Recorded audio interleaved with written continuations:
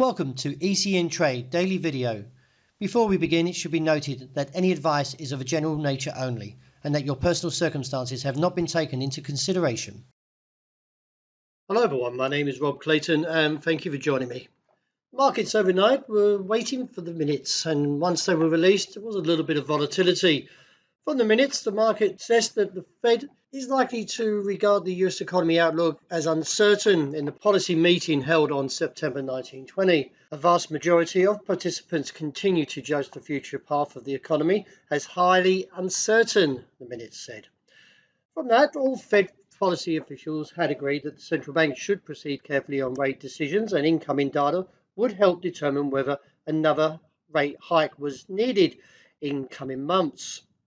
The minutes also said that they agreed that the rate should stay high for some time to bring down inflation, and all participants agreed that the policy should remain restrictive for some time until the Fed rate-setting committee is confident that inflation is moving down sustainably towards its objective of 2%. The dollar index, which measures the greenback strength against a basket of 6 major currencies, was also somewhat weak. After attempting to recover some of its losses from Wednesday, the market plummeted from 105.74 to a low of 105.28 and settled at 105.46. From there, the markets were a little bit mixed, with the Australian dollar taking the challenge towards that 64.45 level and was rejected after printing a high of 64.44. From the rejection has slightly dented the technicals. However, as long as we maintain above 63.75, the upside assessment still holds to either 64.45 or slightly higher to 64.85. And we can see here the 60-day moving average is around 64.77.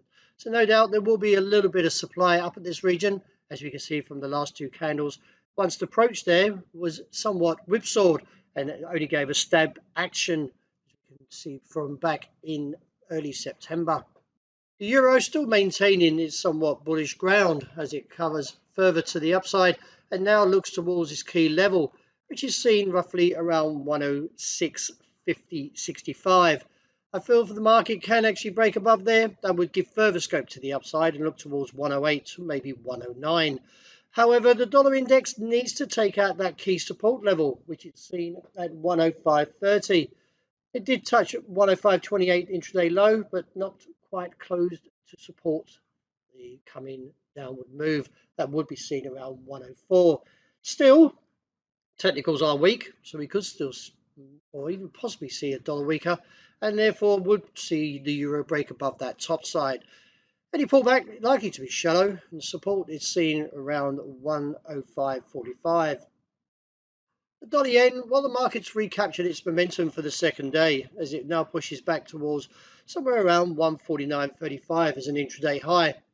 But beyond there, the market is likely to find good resistance after the whipsaw price action, after there was rumoured that the Bank of Japan had intervened. I'm not a bull at these levels, even though the technicals are somewhat mixed, but I feel there may be opportunity towards 150 as maybe a short position in case we see the similar price action and sending the market back down towards a region of 147.5. Sterling continues to push higher after posting two bullish outside range days or engulfing candles, and now very much close towards this objective, seen somewhere around 123.40.65. I feel the market may actually find a little bit of supply here, as it is a relatively strong resistance, but if we do see a break, that would give further scope towards 126. I suppose the bottom line is what the dollar index does, and if it can take out that support mentioned, which was at 105.30.35 area, then we could see further gain in the pound. Any pullback likely to be shallow, and support seen roughly around 122.60. Moving on to gold, the market was somewhat stronger, as we can see, and breaking above the 65 level, and now puts a slight upward pace towards 1,886.88 as an objective. I'm a little bit cautious now. The fact is that the market has probably caught the market off guard and a little bit to the short side due to the recent events of the Middle East conflict and drawing more interest in safe haven demand. Still, from a technical point, the market is likely to eventually fill this gap, which is seen from the lower side of the range of 1,834. So I feel that probably we are getting very close to this top side rally here, around 86 to 88. And let's see if we do get a rejection. Talking of rejections, the market for oil has filled the gap after plummeting from the highs of $85 a barrel to a low around 81.88. Let's see if the market now can continue to press on lower. There is a key level that is situated around this area of 80.5 to 81, and a break there would give further scope to $78 a barrel. The technicals have buckled, and therefore, with the gap filled, the next step may be to a bear, and if so, then the break around 80.5, then that would see another 150 point slip, or somewhere close towards that bottom side around $78 a barrel, and reassess. Well, that's a wrap. Thank you very much for joining me, and as always, look out for the intraday report. I hope you enjoy the great start to the day.